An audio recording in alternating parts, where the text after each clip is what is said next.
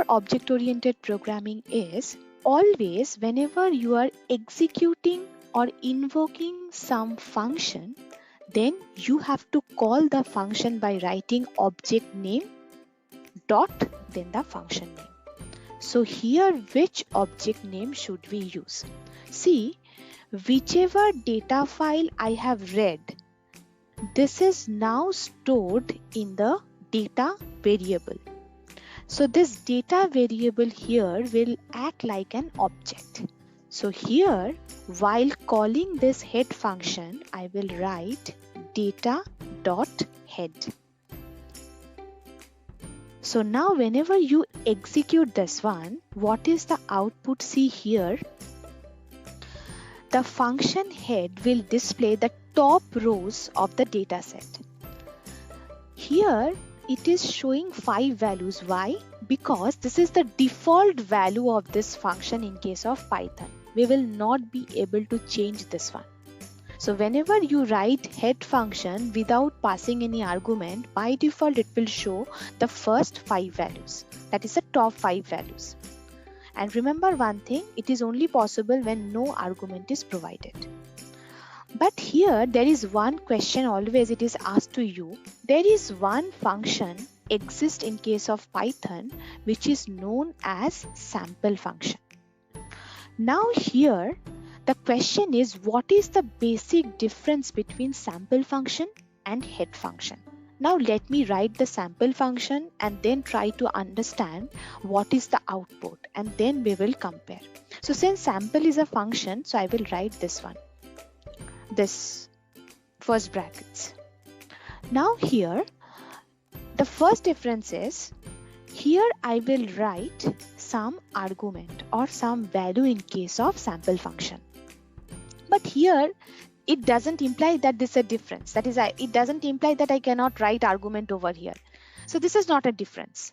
So now let me write the sample function first. The sample functions, again it is a function, so we have to use some object. Then we have to invoke the sample function by writing object name dot then the function name. So since we are exploring our data set, so we have to use this variable. So this is how your sample function will look like. Now if you see the output, I think you have already guessed that sample 10 means it will show the 10 values. But see the difference. What kind of value it is showing? It is showing 10 values. Okay, I can count it over here. But those values are not consecutive in nature. So basically in sample function, it will also display the rows just like a head function. And it will show the rows according to the argument given, but it will display the rows randomly. So this is the basic difference. So in case of head, you will find first 5 to 6 or 7 value, you can specify it. By default it is 5. However, whenever you are using sample function, then you will get the random values. Now you can ask me one question, that is, why we are using this sample function? What is the use? See, our data set is so long. So we have 150 observations. So it is not possible for me to check each and every value whether they are coming properly in my workspace or not. So it is better invoke sample function randomly and check if the random values, all values are coming properly, then we could understand, okay, my data set is read properly. Coming values properly means, see, we know that there exists no missing value in my data set. It is already defined in UCI machine learning repository, and see here no value is missing over here. So this is how we can just check randomly whether my data set is okay or not. So you can use any of the function, head or sample or both. So these are the very basic steps that we have to follow. Now we have to move on to the next part. What is that part? Now here you have already asked me one question, that is how you have defined this column name. See, I have explained that. So this column name depends on the person who has created. But it may happen that the data file is processed by someone else and the coding is performed by someone else. Then what we should do? So at this point of time, we have to understand what is the column names, proper column names. So at this point of time, to visualize the column names properly, you have to write object name dot columns. And now if you execute this one, you will be able to see all the column names properly. Along with that, you will be able to see the data type which each and every column holds. Here the data type is an object. So each and every value will be treated as object in Python. So it is clear. So by using this, we can visualize all the column names properly so that we could use it. So now we have to understand some more points. See, after visualizing the rows, after visualizing the column details, then the most important thing is what we have to understand. We have to understand the dimension of the data set. Now here, how to visualize the dimension of the data set? So in order to perform dimension of the data set or see the dimension of the data set, we have to use shape function. And also the convention is same. We have to write object name. We have to write object name then dot the function name. But now try to understand one specific problem over here. Whenever I am talking about some function, I am using this round brackets, this kind of round brackets. But see, columns and shape are the only functions which are not using the round brackets. This thing you have to note. So in Python, some functions, because all functions are predefined, we are not writing the inside code of this function. We are just exploring the function. So here these two functions, they are not using round brackets. So if you execute this one, then you will be able to see the shape of your data frame. The shape of your data frame means row by column. So we have 150 rows and 5 columns. So if you go to your data file, you will be able to see you have 150 rows. Why it is 151? Because the top one is the header part. So it's starting from here, so that's why it's 151, and we have 5 columns. But here you have to remember one point. This is the most important thing, that is, whenever I am talking about shape, it is an information about column, the second information. It is not an information about features. Why? Because if you open your data file, I have explained that features are the properties and the last one is the class level. So always whichever total number of column you have, -1 is the number of feature. So if I ask you what is the number of feature available for Irish dataset, you have to tell that 5 minus 1, that is 4, because last one is the class level, which holds the variety or species of the Irish flower. So this thing you have to remember. So now these are the very basic thing that you have to understand about Irish dataset. But now we will go into the data structure part. We will use a very beautiful concept that each and every time we have to use it. See, so these are the just data visualization part, basic visualization to understand the data. Now I will perform a specific concept which is known as slicing. Now here the question is, what do you mean by slicing a particular data set? See, the concept of slicing is very simple. Slicing means if you want to print or work upon a particular group of data, means, so this is my data frame. So I don't want to work on my entire data frame. So what I need, I want to work on some group of data frame. So this part, this specific group on which I want to work with. So at this point of time, the only option is I have to pick this part or pick this group from my data set so that I could work or analyze. So the mechanism slicing is used to pick a group of data from the actual data set. Now, how this slicing concept will look like. So the code of slicing is very simple, that is, which thing you want to slice. I want to slice my data.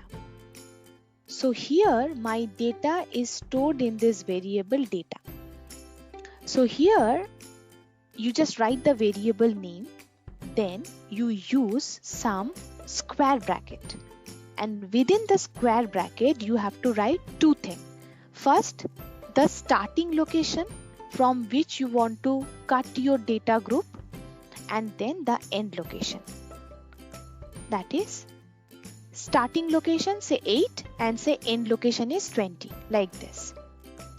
So you have to mention the starting location and the end location.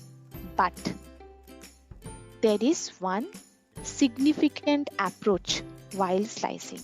But see the output first. So this is my starting location and this is my end location, right? 21. See the output. What it is showing? It is showing 10 to 20. However, my last location was 21. So it is not showing the 21th value. So let me check this one. Let me change this one.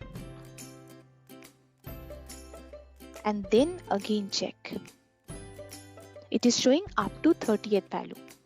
So the biggest rule of slicing that you have to remember, whichever end location you are providing, it will show the value up to end value -1. Means if you want to see up to 21th value, then here you have to type 22. Then only you can find the group from 10 to 21. So end location -1, it will show up to that extent. So this is the biggest thing that you have to remember about slicing. Now there is one more question regarding slicing. You may ask me one question, that is, what if whatever modification I have made, whether this modification is performed in the actual data set or not. See, whenever you want to use this sliced data, the only option is after performing slicing, you have to store this one into some specific variable.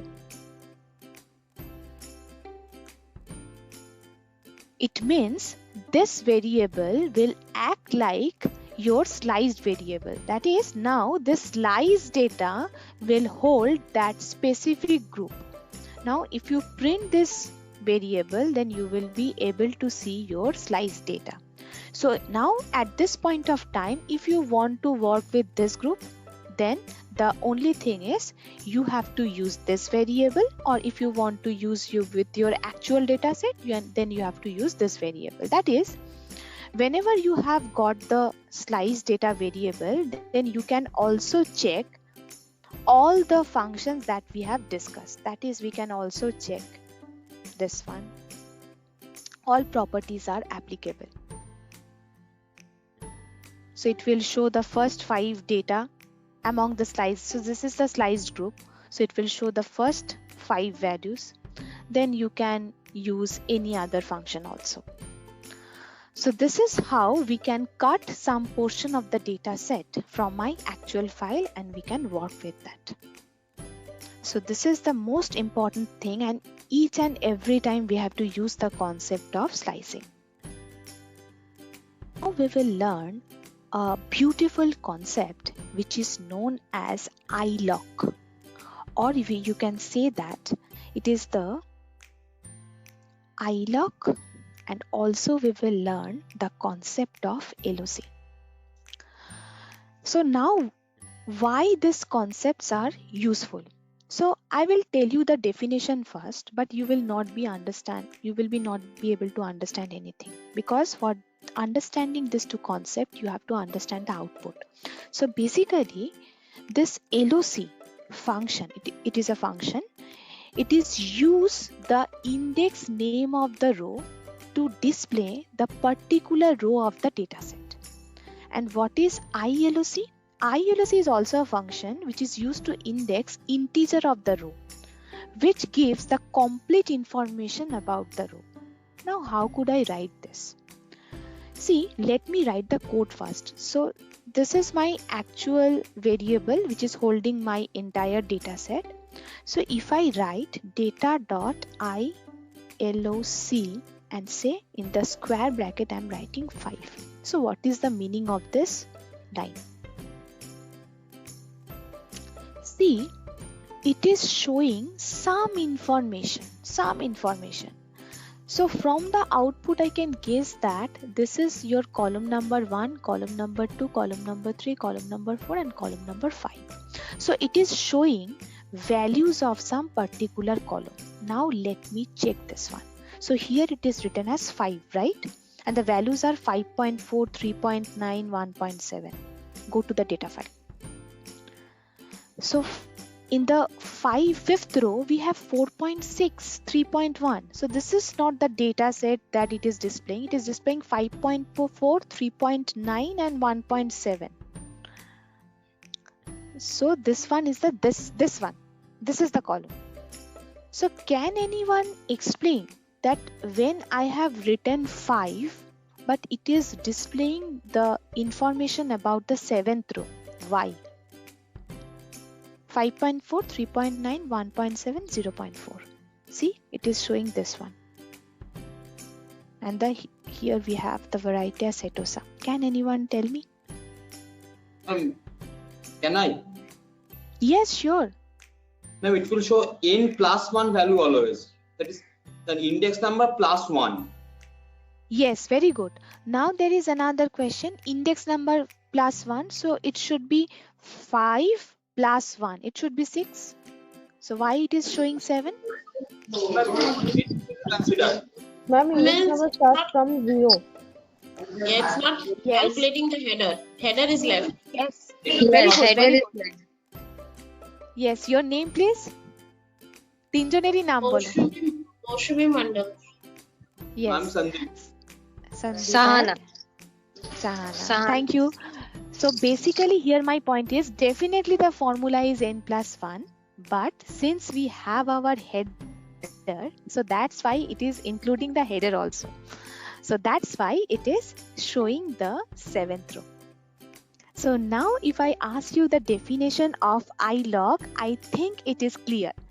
The definition of iloc. So iloc function use the index integer of the row, which gives the complete information. See, we have the complete information about the row, including the variety. So I think you have got the point. Now I will show you the second part, that is the concept of LOC, why we use LOC. So let me write the code first. So again, the concept is same.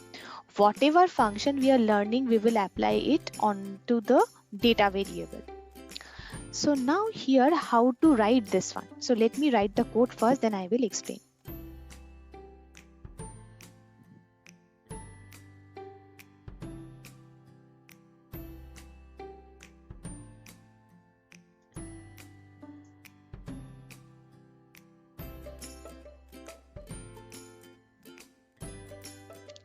See.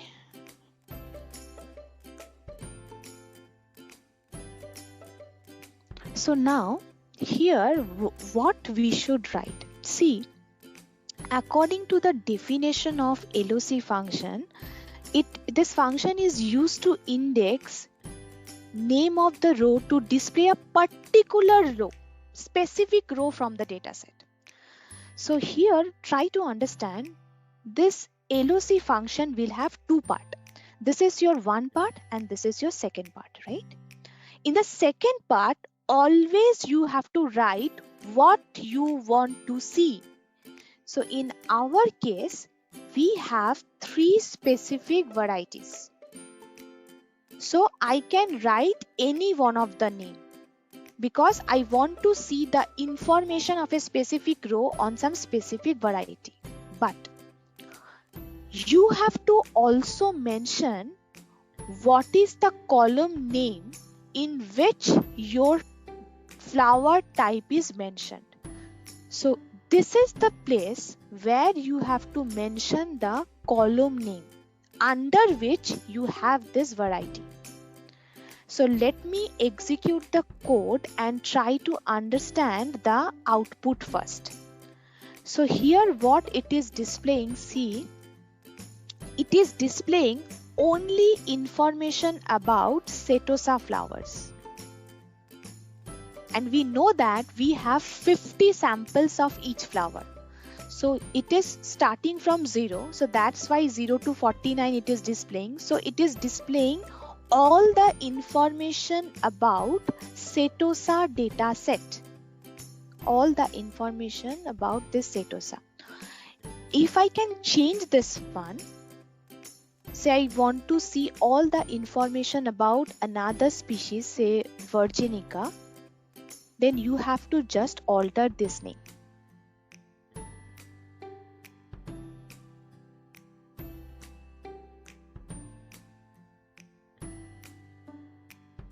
Then it will show all the 50 sample information of the Virginica. So Virginica starts from 100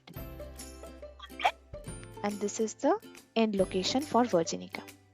So what is the function of LOC? I think it is clear. So this LOC is used to fetch information about a group of rows that you want to see. You have to specify over here.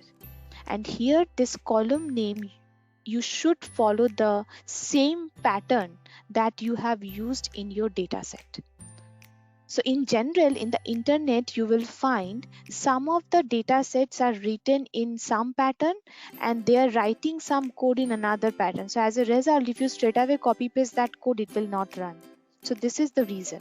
So that's why at the beginning of the class, I have mentioned that this Python is very much case sensitive.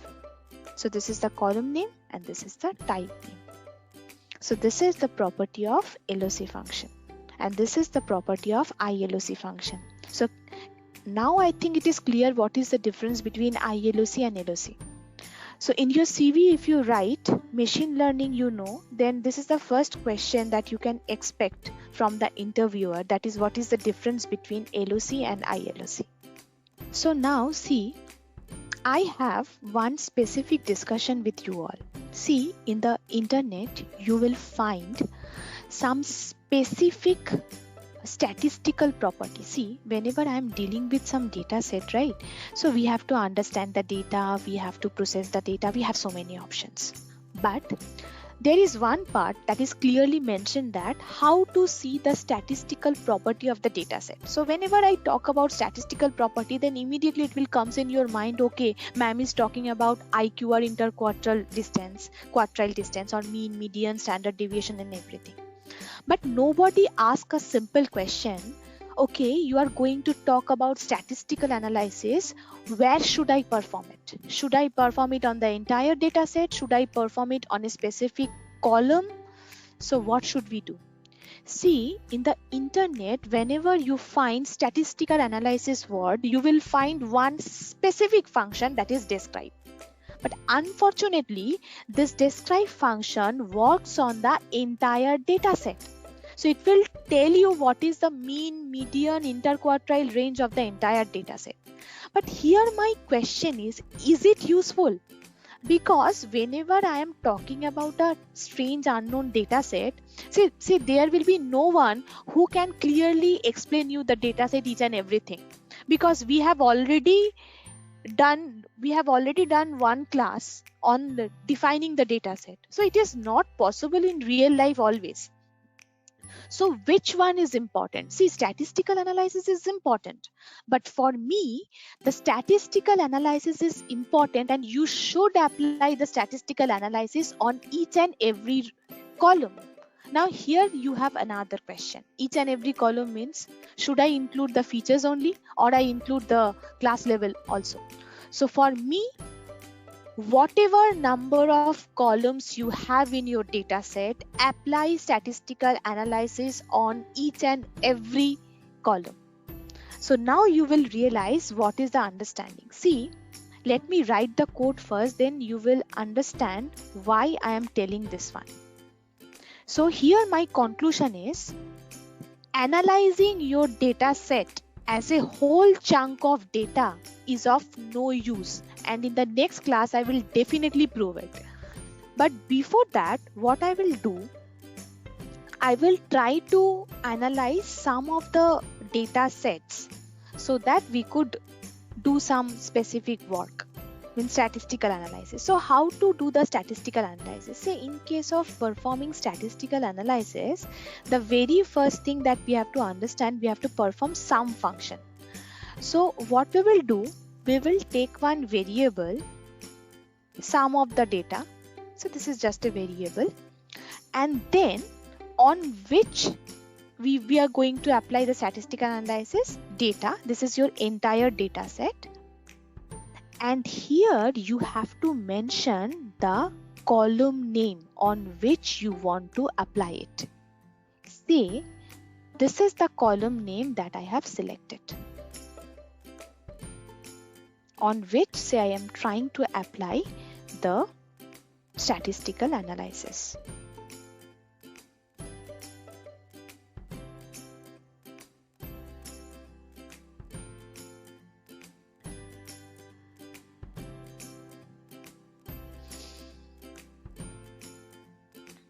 And what is the analysis? This, see, each and every statistical analysis comes with a function. So it is very easy to understand. So if you want to see the sum of a data set, so you should use the sum function. So if you execute this code, then you will not be able to see anything, because whichever calculation I have performed, it is now stored in this data set. So try to print this data set so that we could visualize what it is showing. See, it is showing some sum value. Now I will tell you one point. See, if I calculate this sum value on the entire data set, is it useful for me? No, because now I can assure you that I have one specific column, sepal length, and sum of all the values under this column I know. So that's why I am using it. But sum is not significant. So I can try it some other way. So what I can do, I can use the same syntax. Now instead of sum, what I will do, I will try to find out mean value. So for that purpose, I will use mean statistics. So I have already explained mean, median, mode and everything. It is already there in the video. Please go through that video. So now try to execute this code.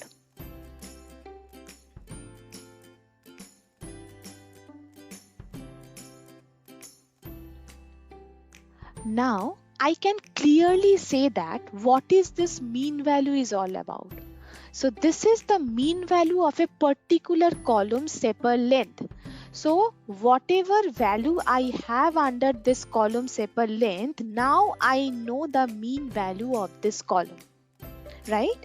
So this is the importance of finding statistical analysis column wise, so that you could infer something. So knowing the mean value of the entire data set is not for use. Also, similarly, you can find out the median value also.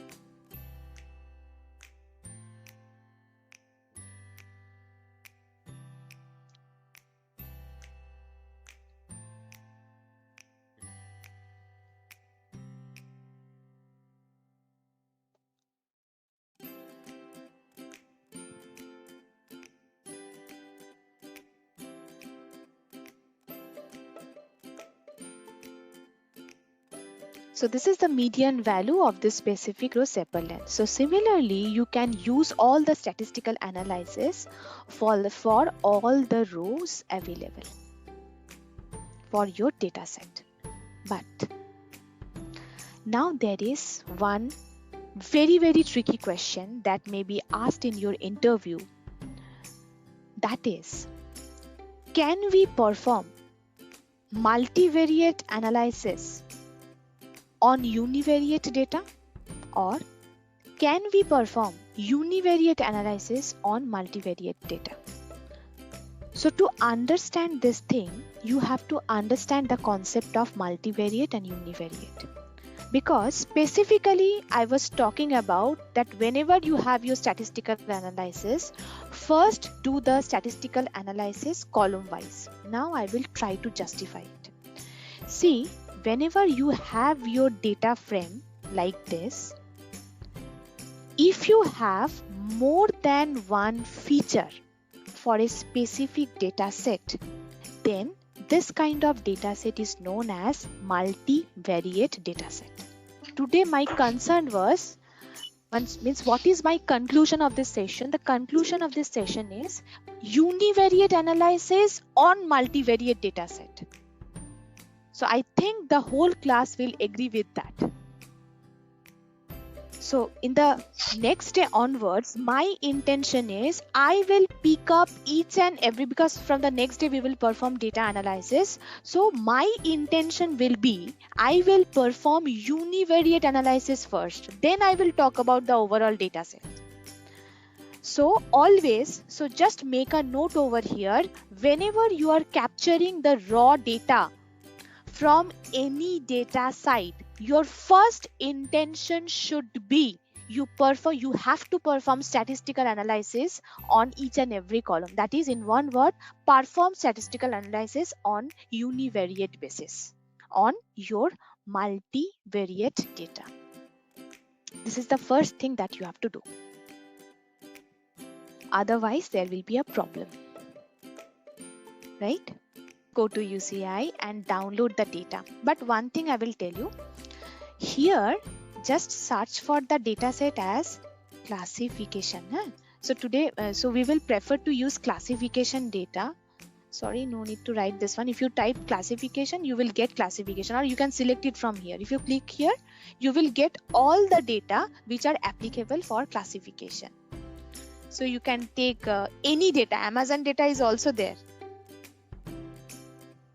Chase data is there, forest fire is there, medical data is there. So select data according to your choice. Okay. So thank you everyone.